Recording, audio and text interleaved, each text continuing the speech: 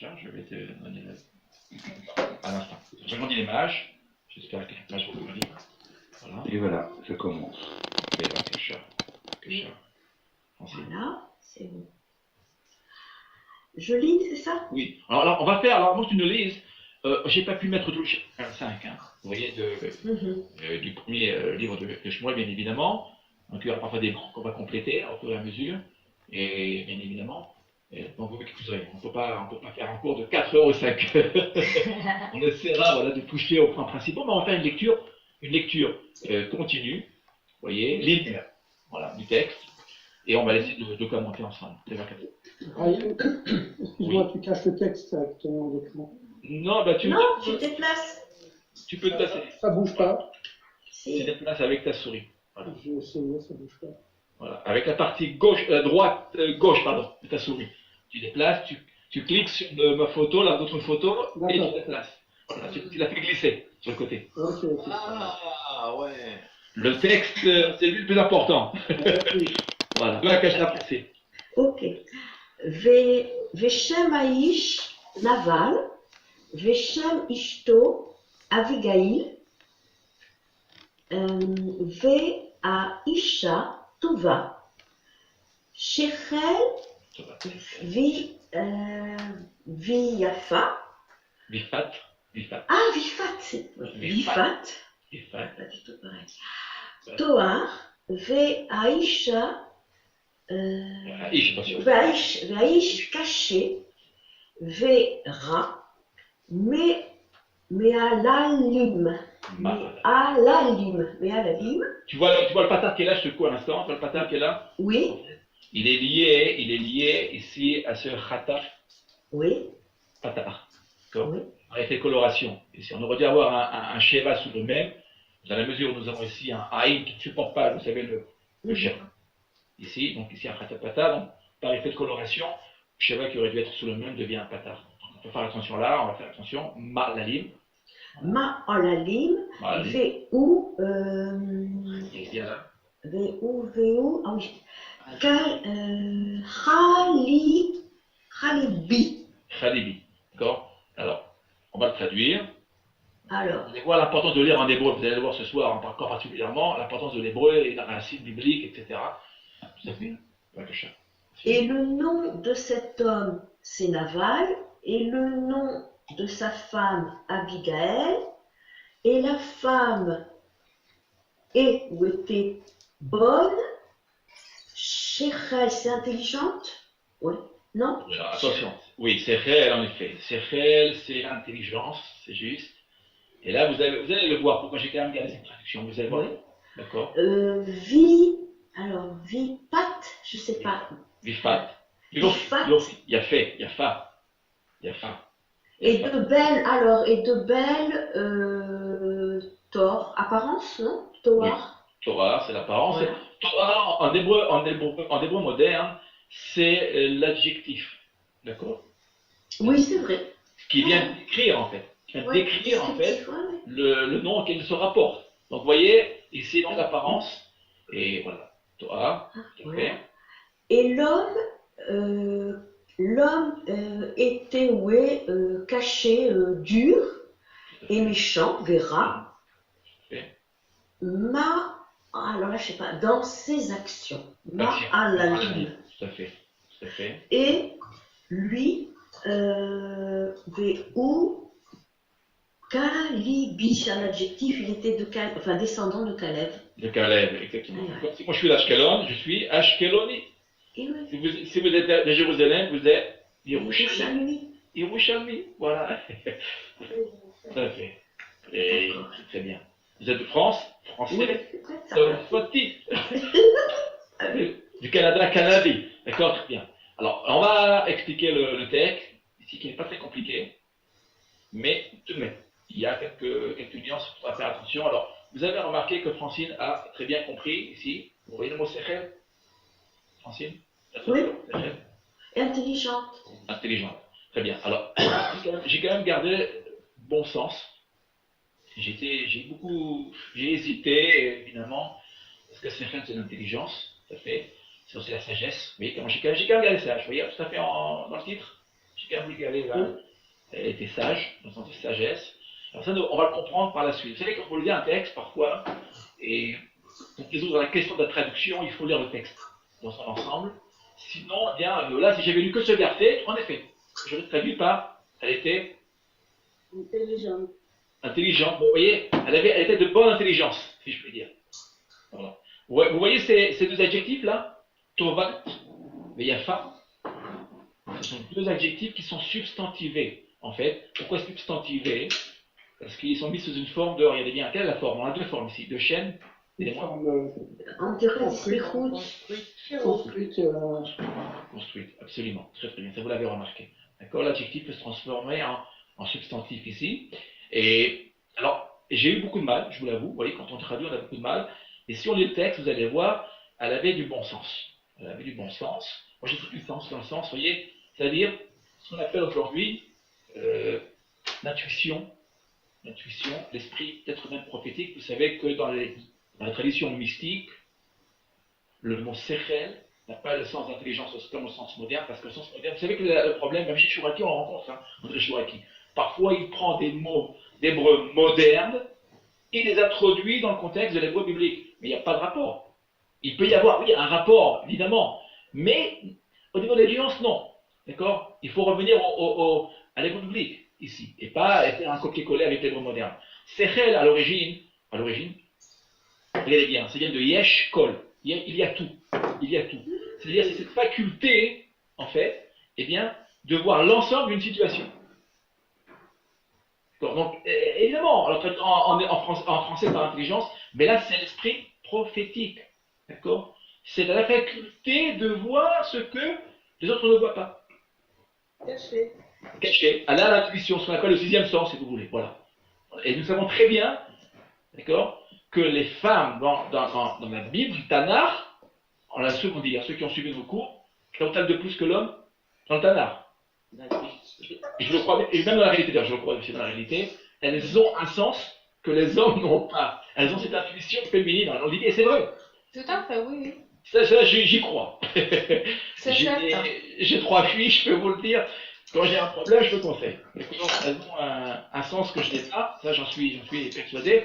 C'est ce qui est dit là, regardez bien. C'est ce qui est dit complément. Attendez, il y a un petit peu de bruit. Oui, voilà. Et évidemment, donc regardez bien. Donc elle avait cette sagesse, cette faculté. Oh là là. Attendez, fermez les micros, je vous en prie. S'il y a du bruit autour de vous, merci. Ne touchez pas à vos. Voilà. Merci. Merci. Très bien. Donc regardez ce qu'elle a. Le texte dit qu'elle a donc 2 choses. Elle est sage d'abord, elle est sage. Regardez, non, d'abord, avant tout, regardez bien. Elle est bonne de bon sens. De bon sens. On va voir pourquoi bon sens. J'ai quand même gardé le bon sens. Je crois que c'est même, je sais plus si c'est Chouraki ou Louis II qui traduit, d'accord. Là, j'ai gardé cette traduction. Je pense qu'elle est quand même bonne, vous allez voir, ici. Et puis elle était belle, d'apparence. C'est une très belle femme. Alors, là, pour ceux qui connaissent un peu le Tanakh, même très bien. Elle faut bien très bien le Tanakh. Pression là.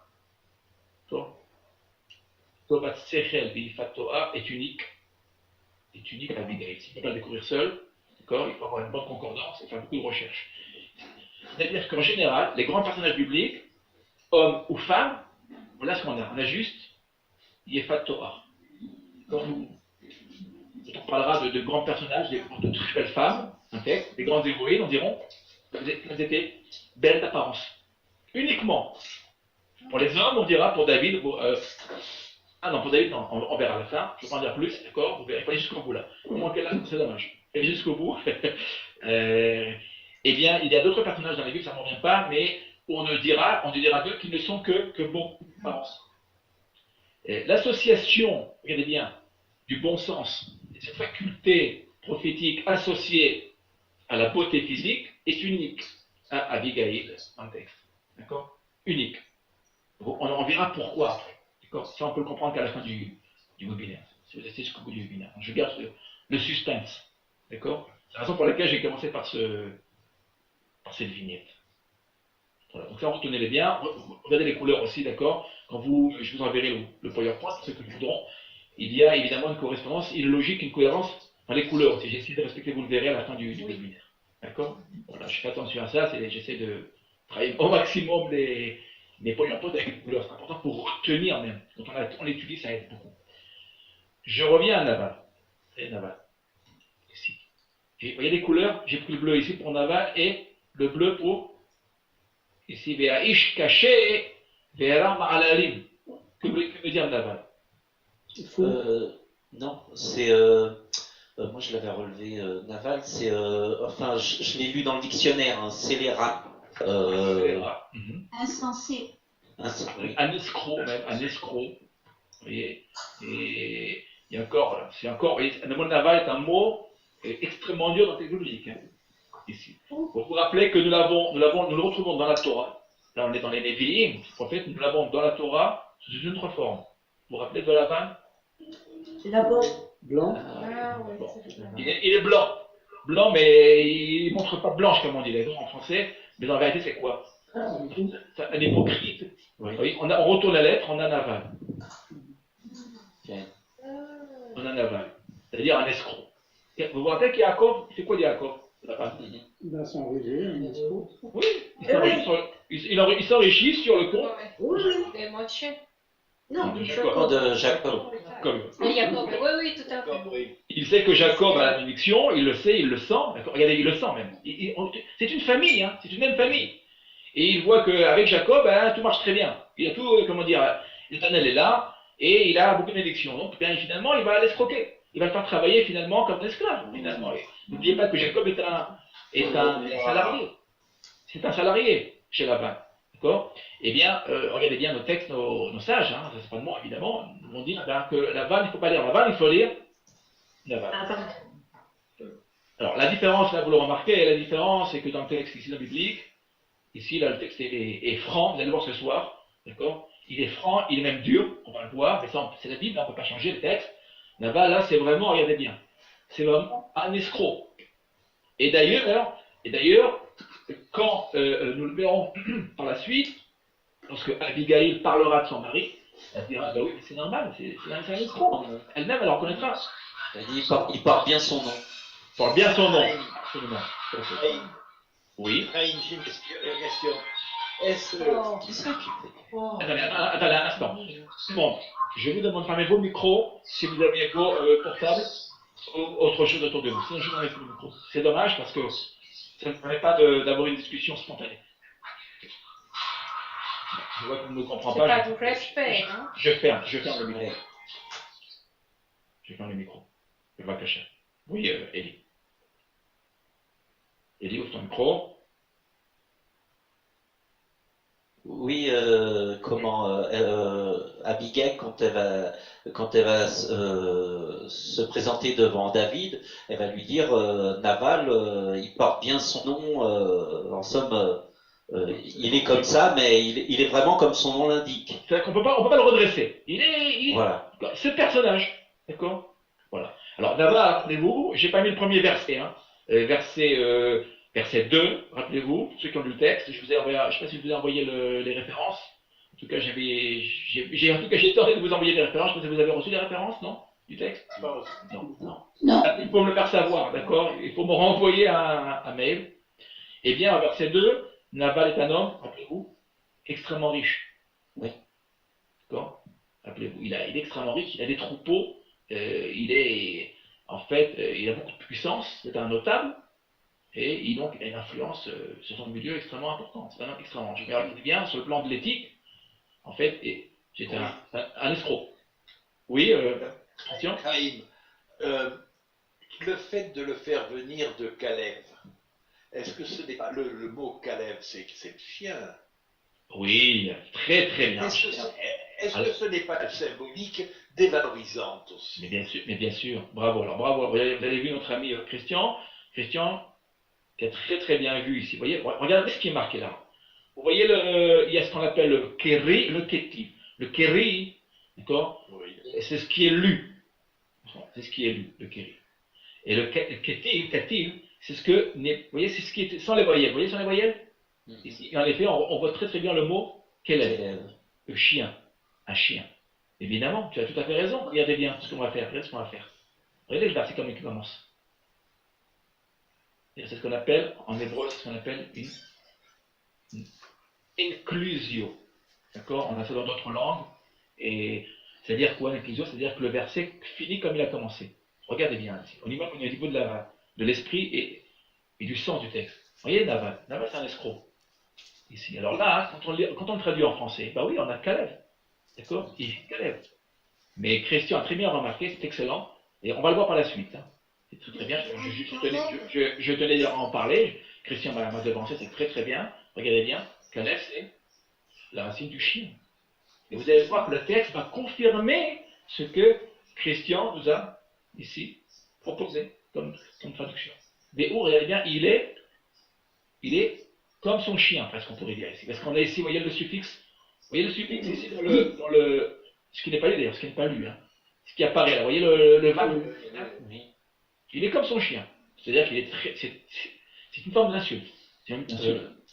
Haïm, Oui. le vav là que tu soulignes, ça veut dire comme, c'est ça? Non, c'est moi qui rajoute, d'accord? Il est son chien. Il est son chien. Oui, c'est ça. D'accord. Ah oui. Il est son chien. Alors vous savez que les chiens. C'est un suffixe pronominal. Là. Voilà, absolument, absolument. Bonsoir Daniel. D'accord. Shalom, shalom. Shalom, merci d'être parmi nous. Et c'est un suffixe pronominal. Et il faut savoir que le chien, d'accord, au temps biblique, c'est un animal impur. D'accord? C'est un animal impur. Oui, oui. Impur, d'accord? Dans les foyers, on n'avait pas le droit d'avoir des chiens. Et d'ailleurs, même encore aujourd'hui, dans certaines familles très très religieuses, il n'y a pas de chien. Hein, d'accord? Et là, dans le texte, on va le voir. C'est plus que dévalorisant, c'est une insulte. Mais vous voyez cela, on ne peut pas le découvrir en français. En français, vous aurez, j'ai cherché d'ailleurs, hein, vous aurez évidemment, il descend de Caleb. Ce qui est d'ailleurs juste, puisque c'est ce que nous avons ici entre parenthèses. Mais Raïm, Oui. bonsoir. En fait, Caleb, c'était un personnage héroïque, en fait. C'est lui qui est rentré dans le pays promis. Oui. Très bien. Très bonne question. Je m'attendais à la question. Il faut savoir que là, Caleb, c'est pas forcément, il n'est pas forcément descendant de Caleb, d'accord, du Caleb que nous connaissons. C'est juste. Il y avait deux grands personnages, Josué, Yoshua bin Nun, et Caleb ben Yefouné, en fait. Et il est probable que ce soit un autre Caleb. Pourquoi? Caleb est un nom courant. Oui, c'est comme Josué. Vous savez, il y a des noms très très courants. Hein, et Josué était un nom extrêmement courant. Voilà. Au temps biblique. Et Caleb, ça veut dire aussi qu'il a le cœur. Excellent, excellent. Ouais. Caleb comme le cœur. C'est pour ça que le mot chien, en hébreu, on l'a. Je vais vous l'écrire ici, là. Une petite remarque, c'est très très bien, vous voyez, notre étude. Ici, se focalise sur les racines, c'est très très important. Vous voyez, ce que je voudrais que vous enseigniez, la racine. Un texte ne se lit pas, il se médite. Alors, le chien, pourquoi on va aller aussi, on va rendre honneur aussi aux chiens, quand même, aux animaux. Caleb, comme le cœur. Pourquoi? Parce qu'il est fidèle. D'accord? Un chien, d'accord, est fidèle à son maître. Et voilà, et justement, vous voyez ce qu'ils diront aussi nos sages. Quand vous direz Caleb, vous direz comme le cœur. Caleb, qui ressemble au cœur, parce qu'il est fidèle à son. Voilà. C'est lève, ça veut dire cœur? Oui, lève, c'est le cœur. D'accord. On pourrait dire Calivo, comme son cœur. Oui, comme son cœur. Oui, mais là, bonsoir Jean-François, tu as pu rentrer dans le cours quand même finalement, par le lien que je t'ai donné? Pardon? Tu as pu rentrer dans le cours sans aucun problème, finalement? Non, mais j'avais pas de problème. Ah d'accord, ok. Je croyais qu'il y avait un problème. Ça fonctionnait. Alors comme son cœur, oui en effet, Jean-François, on pourrait dire comme son cœur, mais le problème là, d'accord, et si je puis dire, de la traduction, c'est qu'elle ne collera pas avec le contexte. On va le voir par la suite. D'accord. On va le voir, et moi je préfère la traduction de notre ami Christian, d'accord, que je soutiens totalement. Vous allez voir pourquoi après. On va voir pourquoi, on va voir. Donc vous avez un texte, un verset biblique, et il faut le mettre dans son contexte, hein, pour le comprendre.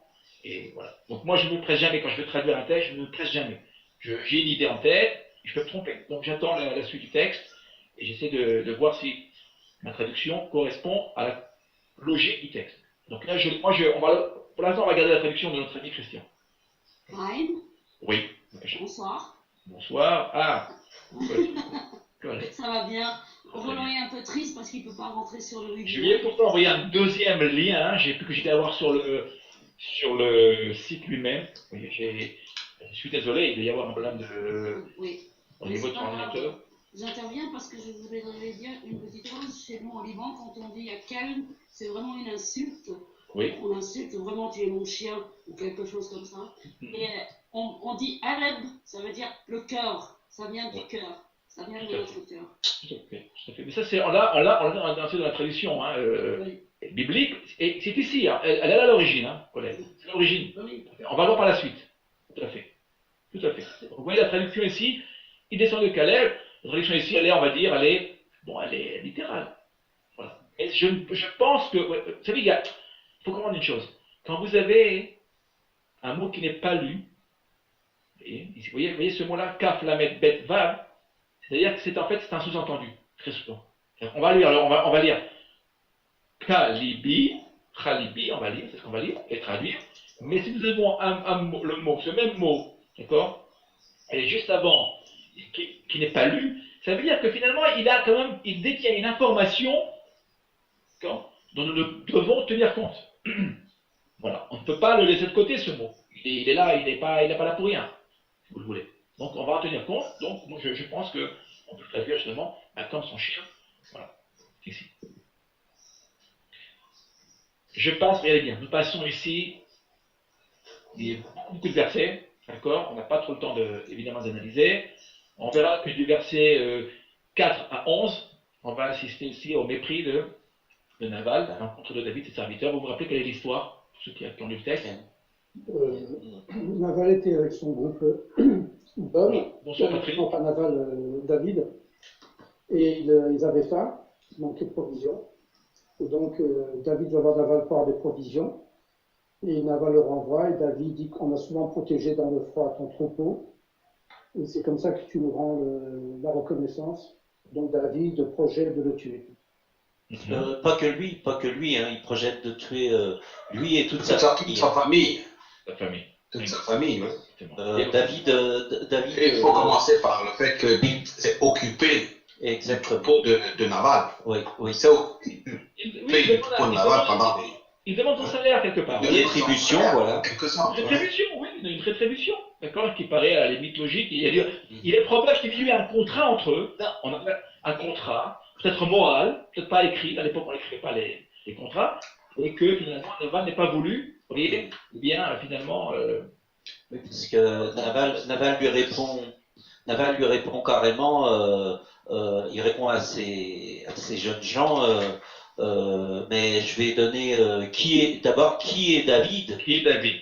Pour que. C'est le mépris. Le mépris tout de suite. C'est le mépris. Mais moi je connais pas cet homme. Hein. Je connais pas cet homme. Ça me rappelle qui, rappelez-vous, c'est l'histoire de Jacob avec Laban. Oui. Rappelez-vous de l'histoire. D'accord. C'est toute l'histoire de Jacob et de Laban. On retrouve ce même parallèle. Hein. Oui. Et il y a plusieurs phases, moi, je trouve, parce que la première, je pense que ça a une importance. David explique à ses gens, à ses employés, comment ils doivent aborder Nabal. Oui. C'est-à-dire en lui demandant, on voit qu'il y a toute une règle, une rhétorique de politesse, de savoir-vivre, si vous voulez, qui est prescrite par David. Oui. Donc, on prend des choses à un certain niveau, on va dire, d'élégance, de savoir-faire, ça tombe sur de l'agressivité. Oui, parce que Exactement. Pourquoi? Parce qu'il est avare. Il veut pas rien Non, mais donner. ça, d'accord. C'est le contraste entre ces deux rhétoriques, une élégante, une violente, qui me paraît encore agrandir la pertinence du texte. Tout à fait, et c'est juste. Ouais, voilà. Alors Naval aussi, Naval est une autre racine du mot Naval. Il a une escroc, c'est la racine de mon Naval, j'y reviens aussi. On va demander à Nissim Seban. Bonsoir Nissim. Allô? Shalom Nissim. Tu nous as manqué Nissim. La dernière fois, on n'a pas pu entrer. Voilà, je sais, vous avez reçu le mot bénien, je m'excuse. J'ai renvoyé à ceux qui me l'ont demandé, j'ai renvoyé immédiatement le lien, vous auriez pu me déranger, d'accord? C'était un webinaire où j'ai été beaucoup dérangé, mais j'ai fait l'effort de renvoyer le lien. Voilà. Je m'en excuse. Alors, Naval, Nessim, quelle est la racine? Que veut dire naval en hébreu? alors il y a plusieurs. Nessim, ton micro. Préparez votre micro, d'accord? Et là, préparez-vous. Parce que. Allô? Oui. Oui, Est-ce que Nessim. c'est mieux? Je disais, une première possibilité, c'est de rapprocher de Nevela. Nevela.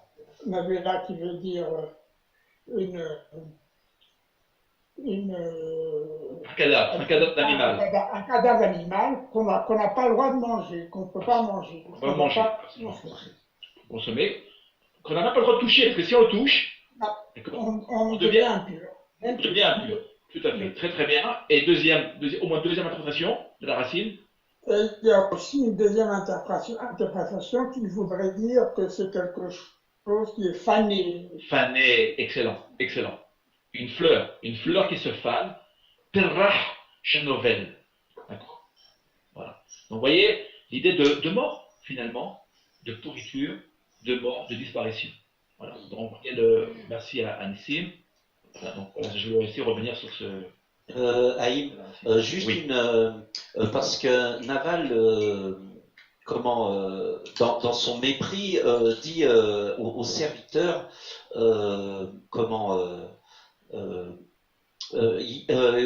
qui est David, mais il y a des serviteurs qui s'échappent de chez leur maître.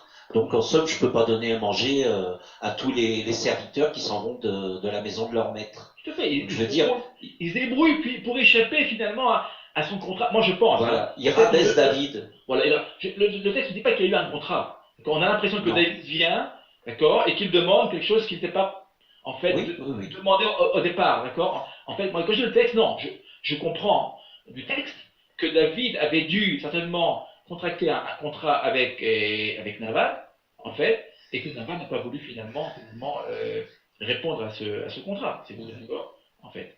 Voilà.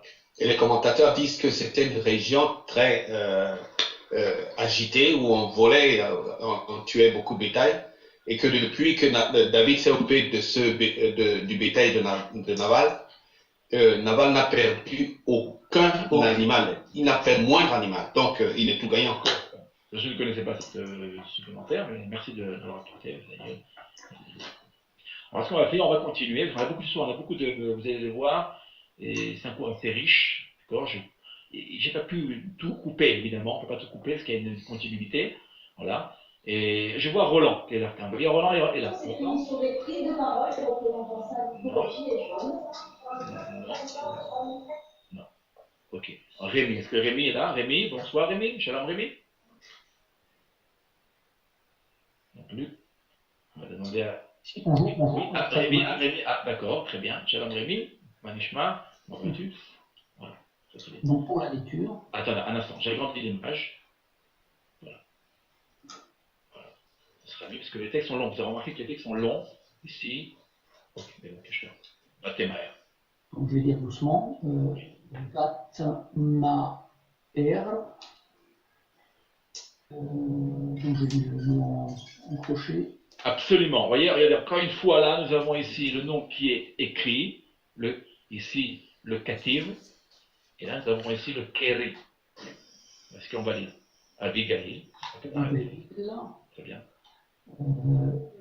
Vatikar,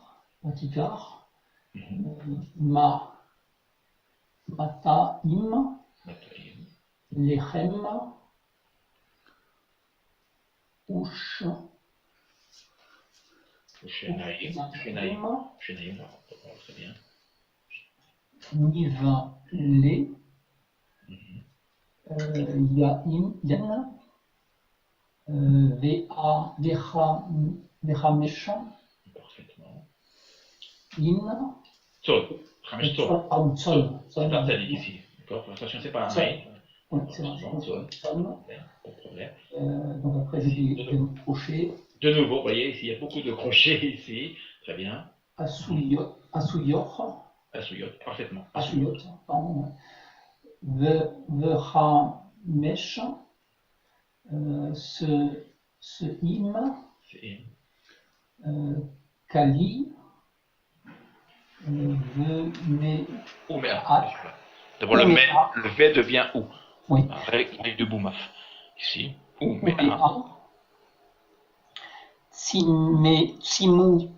Timukim. Parfaitement. Umahaim.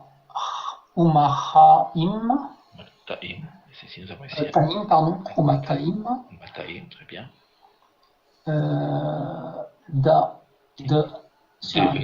Develim. Develim.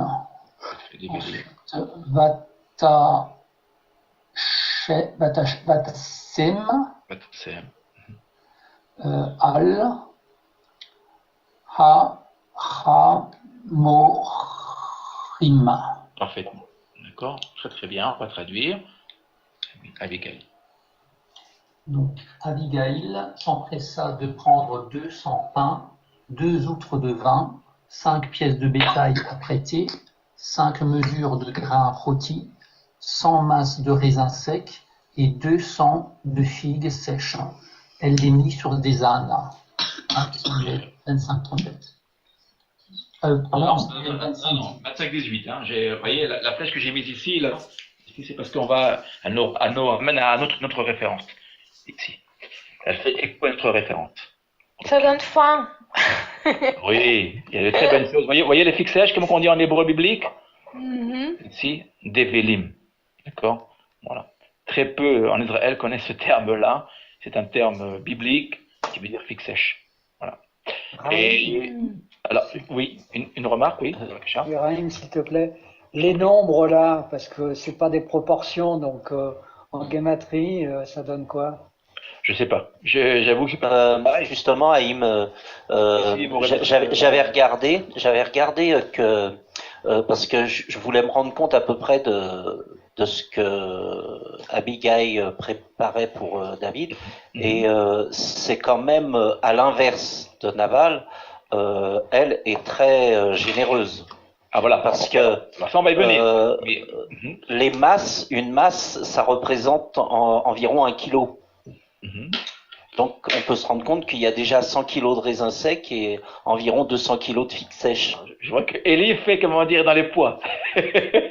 Oui, non mais ça veut dire quand même un volume. Voilà, tout à fait. C'était une troupe de travail, c'était une troupe de travailleurs. Alors c'est excellent. Alors, vous voyez ce qu'il vient de faire Elie, alors c'est très très bien. Vous voyez ce qui se passe ici. Alors là, je vous renvoie à 1 Samuel 25-27. D'accord? C'est-à-dire que tout cela, à qui elle va le donner, finalement? Pas à David, d'accord, mais par qui, en fait? On est à Rim, rappelez-vous. À ceux qui s'est rendu chez Naval, au nom de David, finalement, que fait-elle, elle? Que fait-elle? Elle répare la faute de son mari. Son mari, elle répare. Pourquoi? Auriez-vous une idée là? On se projette dans le texte, là. Ceux qui ont lu le texte, pourquoi? Que fait-elle? Que craint-elle? Que craint-elle? Elle craint que David et sa bande se vengent sur Naval et toute sa famille. Absolument. Tout détruire, oui. Absolument. Regardez bien, d'accord? Et n'oubliez pas, ce soir, on vient de sortir du jour de la Mishpacha, Yom HaMishpacha, d'accord? Elle est une femme qui est fidèle. Son mari, il est peut-être pas très droit, vous le voyez, même pas du tout, mais elle tient à garder, à conserver la cellule familiale. L'importance de la cellule familiale. Elle craint quoi? Finalement, que David se venge. On va le voir dans la suite, hein. On va le voir, on entrera dans les détails, mais elle craint que fait-elle immédiatement? Eh bien, elle va faire ce que son mari aurait dû faire. Voilà. Je viens de dire Elie. Alors, moi, j'ai pas fait mais son serviteur déjà la met en garde. Oui. Attendez. Eric, ton micro, Eric Bank. Les micros, il y a un écho qui m'est difficile. Voilà. Oui. Son serviteur, déjà, elle était bien. Ses serviteurs devaient certainement être très proches d'elle, vu que son serviteur, quand il vient, il lui dit fais ce que tu crois qui est bon, parce que à mon avis, le mal David a résolu de Totalement. détruire tout le monde. Totalement, parce qu'il y a eu mépris, il y a donc une atteinte à l'honneur de David. D'accord. Et donc David, on le verra, il estime que dans ce cas-là, il faut en finir avec Naval. D'accord. Alors, ça c'est le premier point. Regarde ce que je viens de faire ici. Nivlei Yaïl, qui veut dire en français outre de vin. Allez, je ferme le micro là. On retrouve le nom de Naval. Attendez. Attendez, je ferme les micros. Je vous demande, vraiment, je vous supplie. Quand si vous avez du bruit autour de vous, fermez les micros. Parce que moi, j'aime ouvrir les micros, on est beaucoup. Ça permet, vous voyez, de répondre très rapidement. Alors, s'il y a du bruit autour de vous, fermez vos micros. En effet, il y a une remarque qui est faite. Je suis désolée, mais j'ai un écran blanc, je vois rien.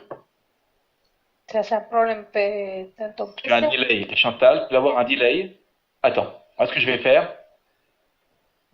Et maintenant, Ah, Chantal. super, très bien, impeccable. Voilà, je suis là pour résoudre quelques problèmes. Merci. Je t'en prie. Voilà. Alors, vous remarquez là, vous le remarquez, regardez bien là. Nivlei Yaïl, en traduit en français par 2 outres de vin, ce qui est juste. Et puis vous pouvez remarquer là, regardez là. Quel j'inscris Yaïl. Le vin de Naval. qui vient de Naval. Ah, on n'aura pas le temps de tout faire parce qu'on ne peut pas tout lire dans le texte. Alors, regardez là, la beauté du texte.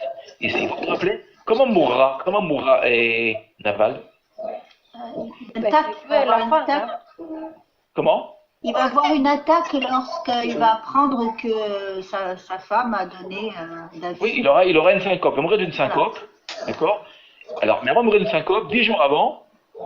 Il était ivre de vin aussi, hein. Oui, il était ivre. Il est ivre. Ici, il va boire, vous voyez. Il y a Naval ici. Et le vin de Naval. Le vin était sorti de Naval. Quand il va reprendre conscience, après avoir bu. Alors, regardez le jeu de mots là, ici. Nivlei Yaïn et Ayaïn Minaval. C'est-à-dire qu'il y a ici déjà, vous voyez, ici, une allusion, vous voyez. C'est une outre de vin.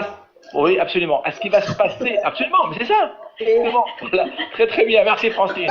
Voilà. Il aime, là ça veut dire quoi? C'est un hédoniste. Il aime la bonne vie, la belle vie. Vous voyez? C'est celui qui aime bien manger et bien boire. Voilà. Il aime les outrances. Oui, les outrances. Et on peut payer, il va le payer très cher. Vous l'avez remarqué. Ça, c'est le premier. Deuxième point, regardez bien, retenez bien, on va y revenir. Regardez le verbe qui est ici. Comment? Maher, c'est un futur. Oui, mais le verbe, c'est la racine. Maher, qui veut dire, d'accord, qui veut dire vite. Ok, ça on le met de côté pour l'instant, on le garde. Voilà, vous savez, quand vous étudiez un texte, et il y a des verbes qui vont revenir, il y a des mots clés, on les met de côté, on les écrit de côté, on les met de côté. C'est très bien. Voilà. Donc ça, on les met de côté pour l'instant. Voilà, nous continuons. Évidemment, on pourrait en dire beaucoup plus, mais pour l'instant, nous allons nous contenter de cela. Juste une question, Jaime Bevakasha. Écoute, j'ai remarqué, en fait, Develim, c'est le pluriel, mais c'est de Devela. Devela, absolument. C'est le féminin. Puis j'ai cherché ici dans le dictionnaire. En fait, c'est un gâteau.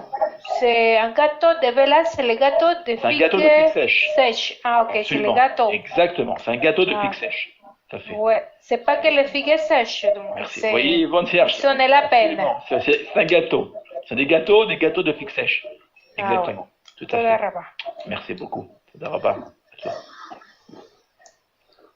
Yvonne va lire ce texte. Oui. Je voudrais m'excuser auprès de ceux et de celles qui ne pourront pas lire, d'accord? Si quelqu'un veut lire, il n'y a pas de problème. Hein. Vous pouvez me le demander, il n'y a pas de problème. Vous êtes très très nombreux ce soir, je vous en remercie. Et voilà, donc si vous voulez lire, il n'y a pas de problème, vous pouvez me le demander. Yvonne? Oui. Alors, Goya, c'est... Un instant. Alors, ça a disparu. Je voudrais qu'on ait plein écran parce que les textes sont longs. Oui, très bien. Alors, je vais bouger juste ton image, voilà, je la pose là-bas. Alors, Goya, c'est Elohim, il est Odivé, David, Becho, Yosif, Imme, Ashir. Ashir, oui, tout à fait. Ashir, Nicole, Asher, Lot, Ad, Boker, Mashdin, Bekir. Regardez le texte, là. On va le traduire. Bevakasha. Que le Seigneur fasse ainsi aux ennemis de David, et qu'il continue ainsi si d'ici au matin je laisse un aval de tout ce qui lui appartient en être urinant contre le mur. 1 Samuel 25-22. Donc il a décrété une malédiction. Oui, et regardez bien, regardez la fin là. Mashtin Bakir, c'est une expression. Hein. Ici, c'est une insulte. On revient, vous vous rappelez, on revient au verset, vous vous rappelez tout à fait au début? Rappelez-vous. Oui, comme le chien. Comme le chien, évidemment, regardez bien.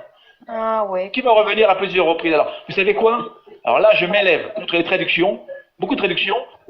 Si vous avez le temps maintenant, faites-le. Si vous avez le temps, je ne le ferai pas maintenant, mais si vous avez le temps, la plupart des traductions ont volontairement, je peux vous le dire, omis. Oh, Eric, ton micro, Eric, ça fait mal, hein? Non, mais ça, Raïm, l'effet d'écho, c'est quand quelqu'un a deux connexions ouvertes en même temps. Non, là, c'est pas forcément. Il n'y a pas forcément de connexion. Là, c'est il y a du bruit, ils ont un micro très très sensible. Et voilà, merci. Ok, je reviens au texte, ici. Beaucoup de traductions, je vous invite à regarder, ont omis, je pense, de manière volontaire, d'accord, ici, urinant contre un mur. Pourquoi? Parce que c'était une insulte, vous voyez, et on a censuré le texte. Regardez, je crois que Louis II ne traduit pas, pourtant qu'il est un très bon traducteur, et Louis II, je crois qu'il ne traduit pas, et il y a d'autres traducteurs, je crois que même Darby ne traduit pas, d'accord, cherchez, c'est voulu. Hein. Chouraki le traduit comme ça. Oui, alors Chouraki le traduit, je sais, je reprends Chouraki, voilà, et alors, on change un tout petit peu si je ne me trompe pas, mais en fait, si vous prenez Darby, je crois qu'il ne traduit pas, si vous regardez Second, regardez, si vous avez le... Non, Second, non. Second, non. Pas. Bon. Et je suis persuadé qu'il y a eu aussi une autocensure, parce que c'était pas très...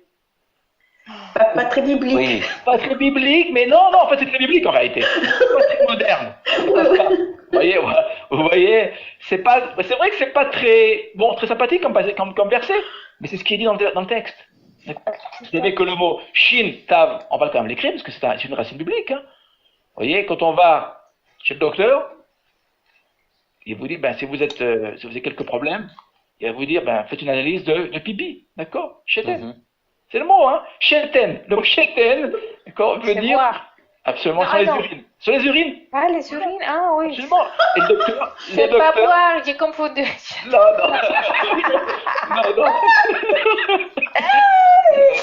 De toute façon, c'est terrible. Ça. Voilà le mot ici, et donc voilà ici, la racine elle est biblique, hein, elle est biblique. Vous le voyez ici. Donc certains traducteurs n'ont pas voulu, mais nous on va le traduire. D'accord. Pourquoi? Parce que justement, regardez bien, là on comprend maintenant, on comprend très très bien le verset, notre premier verset, finalement. Ouais. Vous vous rappelez ici? Un instant, Martine, un instant. Vous voyez il est là. Le mot qui est ici, le chien. Si, on comprend, on peut faire cette connexion. Il y a une corrélation que nous pouvons établir parce que justement nous avons le verset que nous venons de lire. Ouais. Oui, si jamais Chouraki, il est traduit en pisseur contre un mur. C'est ce que je voulais dire. Ah, désolé, excuse-moi. Laissez Martine parler, laissez Martine lire. Voilà. C'est pas grave. Je n'irai pas jusque, vous voyez, la traduction de Chouraki, d'accord, qui est parfois un petit peu brute, d'accord, et nous le savons, pour ceux qui lisent son texte, ça c'est Chouraki, c'est son droit, hein, d'accord. Non, moi je n'irai pas jusque-là. Mais il faut quand même le traduire. Voilà. Comme c'est une insulte. Voilà. Ici. Est-ce que, oui. Est-ce que ça ne veut pas dire aussi qu'il irait jusqu'à exterminer même les chiens? Oui, probablement. On peut interpréter aussi. Aussi, oui. Tout à fait. C'est-à-dire qu'en fait, si c'est un chien, à la limite, finalement, il n'existe pas, donc on peut très bien le détruire. Ça veut dire qu'il avait résolu de les dévouer par interdit. On peut interpréter, vous voyez, dans tous les sens. Là, hein. C'est un personnage vraiment antipathique, Naval, et David, évidemment, bah, voilà, il a été méprisé, blessé en son honneur, et il estime que le temps est venu de le faire disparaître. Mais ça peut pas être dévoué par interdit parce que c'est pas Dieu qui lui ordonne de tuer Naval et sa famille. Eh bien, Chantal, alors, parce que là tu connais le texte, tu avances dans le texte, on va le voir, et ça c'est, regardez bien ce qu'il vient de dire Chantal, ça nous rappelle le bon sens, d'accord, on va le voir le bon sens, on va découvrir le bon sens d'Abigail. Elle voit une chose que nous ne voyons pas dans le texte. Quand on lit le texte, si nous étions à la place de David, a priori, d'accord, imaginez-vous que David là, a été insulté, c'est une insulte publique, en plus. Si ça avait été une insulte privée, encore on peut passer là-dessus, mais une insulte privée, au temps biblique, d'accord, c'est la mort, d'accord, c'est le duel, si je puis dire, d'accord. Donc là, Abigail va jouer un rôle extrêmement important, il y a une grande leçon à apprendre, qu'on va apprendre ce soir, avec Abigail, qui, on va le voir, a une chose que David n'a peut-être pas développée. Il est peut-être, mais il n'est pas encore développé. Ça, on le verra par la suite. Raïm, s'il te plaît. Eric. Oula. Eric, ouvre son micro. Eric, très bien. Shalom, Eric. Oui, je voulais simplement ajouter le psaume 59, le Téhilim 59. David lui-même précise que encore aujourd'hui, comme à son époque, Israël est entouré de chiens qui font le tour de la ville et qui aboient après Israël sans que nous-mêmes on n'ait fait rien de mal. Excellent, d'accord, tout à fait, c'est excellent. Donc le chien joue un rôle important dans le texte biblique. Hein. On a même les corbeaux aussi. Vous voyez, l'animal absolument. Merci pour ce commentaire. Je n'y avais pas pensé a priori, mais c'est très bien de le rapporter. Très bien. Alors, nous allons continuer, si vous voulez bien. Dans l'instant, nous étions en verset 22. Mais je voudrais que... Un instant.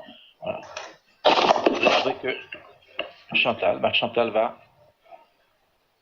Dans le texte, Chantal.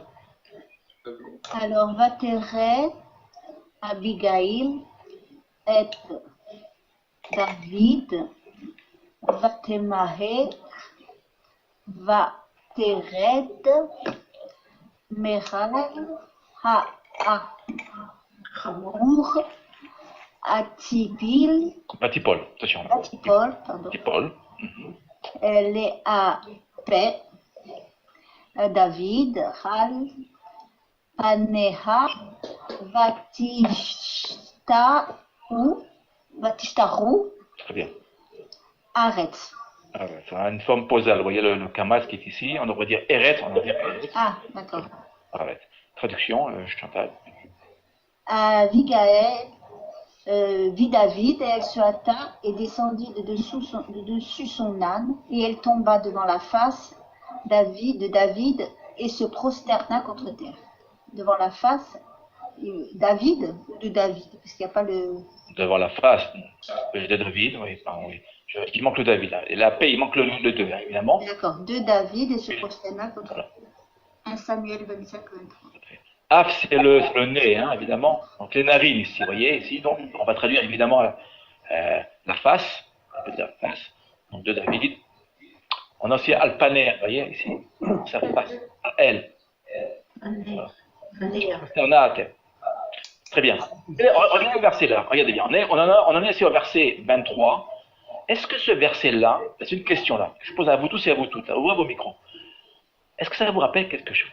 Quand vous lisez un texte, on est censé avoir d'autres textes en tête, et plus particulièrement dans la Torah. La Torah, c'est le noyau. Hein. Avant d'étudier les prophètes, les psaumes, tous les textes là, il faut d'abord avoir lu toute la Torah et la connaître le mieux possible. Oui. C'est Abraham, l'empressement d'Abraham à recevoir les anges. Attendez, un par un. Francine d'abord. Francine, oui, d'abord. L'empressement d'Abraham quand il a reçu les envoyés, les malachim, non? On va y venir. Francine. Jacob devant Ésaü. Rebecca On va devant. voir. Oui, on va voir. Ensuite, autre réponse. Pas Moïse lorsqu'il descend la montagne, il se fait ça. Moïse, non. Moïse, non, pas, non, je dirais pas juste non. Non, non. C'est une Rivka. celle qui donne à voir, celle qui donne à voir. Ah, attendez. Rachel a dit quelque chose. Non, c'est Rachel. Rachel. Quand elle arrive. Daniel, excuse-moi. Bon. Daniel, je dois après la parole. Je voudrais quand même qu'on lui donne. D'accord. Je voudrais qu'elle finisse son raisonnement. Daniel, Rachel. Oui. Oui, tu nous as donné quelque chose d'intéressant, Rachel. J'ai dit Rivka. Oui. J'ai dit Rivka. Quand elle voit son futur mari. Et oui, regardez ce que je vous ai préparé là. Voilà. Vous voyez, voilà le verset que vous avez brut. Voilà ce que je vous rajoute, moi. Vous le voyez? Genèse 24, 64. Si vous prenez ces deux verbes-là, Batered, Batipol, deux verbes consécutifs, d'accord? Eh bien, nous rejoignons la référence de Genèse 24, 64. Ah oui, c'est ce que vient de dire notre ami Rachel. D'accord? C'est ça. Que se passe-t-il? Vous vous rappelez, Rivka? Dès qu'elle voit arriver Yitzhak, que fait-elle? On l'avait étudié, si vous vous rappelez, on l'avait étudié, on avait un webinaire là-dessus. Elle se voile le visage. Elle se voile et elle descend de. Descend et elle tombe. Ouais. D'accord? Et en fait, on peut dire qu'elle se prosterne d'une certaine manière devant Yitzhak. Elle se soumet. D'accord? Elle tombe amoureuse de. C'est vraiment le coup de foudre. Hein. Regardez bien là. Le texte, d'accord? Ici, en fait, ne dit pas tout. C'est pas surprenant que David lui demande en mariage après. Absolument. Alors, on va le voir. Regardez bien cela. Et là, Répétition. le texte ne fait aucun renvoi. C'est à nous, lecteurs, en lisant le texte, nous sommes censés savoir, connaître ce qui est inscrit dans la Torah. Là, je vous renvoie, d'accord, à ce texte-là, et vous allez le voir. Pourquoi je fais ceci? Parce que cela va avoir beaucoup de conséquences par la suite du texte. Dans la suite du texte, pour comprendre Abigail, il faut savoir, pour la connaître finalement. Eh bien, on doit passer par, regardez bien, par Rivka. Donc, retenez cela, prenez note. Vous voyez, les textes se répondent. Hein. Les textes sont d'une cohérence, mais incroyable. Alors, quand vous les lisez en français, même en hébreu rapidement, ça, on le voit pas. D'accord? Donc, c'est notre culture générale biblique qui nous permettra de retrouver ce que nous devons trouver ensemble. Ici, là. Nous continuons. D'accord? Juste une question, Bebakasha. Oui, Bebakasha. Ça me fait penser, alors, je ne connais pas vraiment bien dans le Nouveau Testament, ce qu'on appelle le Nouveau Testament, mais ça me fait penser à Jésus qui monte sur l'âne. Il y a quelque chose sur l'âne. Là, je ne ferai pas le rapprochement pour l'instant. D'accord, Yvonne? Je ne crois pas qu'il y ait de rapprochement. Il y a évidemment cette symbolique de monter sur l'âne. D'accord? On retrouvera dans le prophète Michel, d'accord? Mais ce ne serait pas le sujet maintenant. Ah d'accord, non, c'est simplement... Sinon, il y a tellement de choses à se dire ce soir, d'accord? On se focalise sur le texte. D'accord. Voilà. Toda. Je t'en prie. Bonsoir Natacha. Bonsoir Natacha. Bonsoir Chaim. Oh, quel plaisir. On se retrouve. C'est touchant, je te l'avoue. Voilà. Je suis très content d'être avec vous. Voilà. Pour ceux qui ne le savent pas, Natacha, tu es une étudiante, voilà, et j'ai un très bon souvenir de toi et de toute notre classe, je me rappelle. Oui. Voilà. Il y a des semaines où on ne se quittait plus, on étudiait plusieurs fois par semaine. Très bien. Alors, je vais agrandir l'image. Ici, nous continuons. Vous voyez, je fais un saut dans les versets, évidemment. Je m'en excuse. On ne peut pas logiquement tout lire. Hein. On ne peut pas tout lire. On n'a pas le temps et on prend les versets principaux. Ici. Alors, ça fait longtemps que je n'ai pas lu, donc je vais voir ce qui me reste. Ben voilà. Ce qui reste, c'est le plus important. Voilà. Veaya ki yaase Adonai l'Adoni Kechol Asher Diber Atova Atova, bien. Aleija,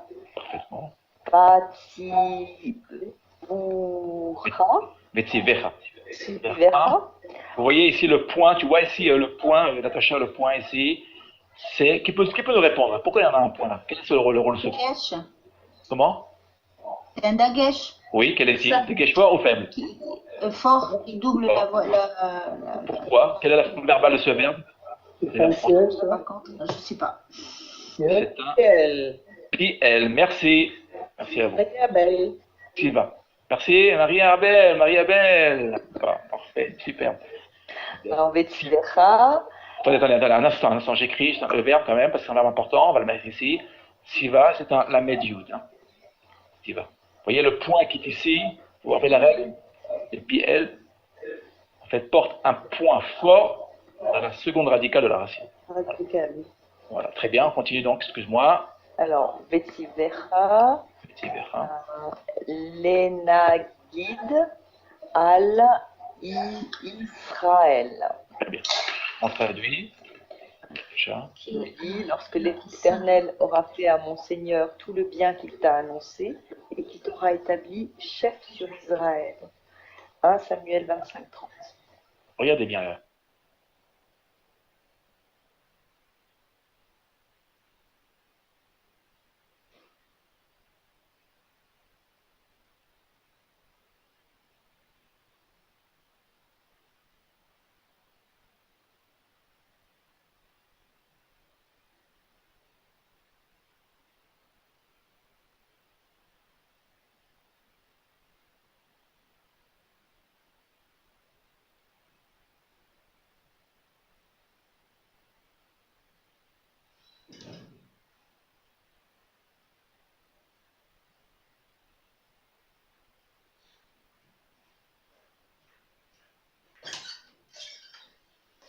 Oh, c'est quoi ce délire? Purée, c'est quoi ce délire? À chaque fois, il me fait le coup, hein.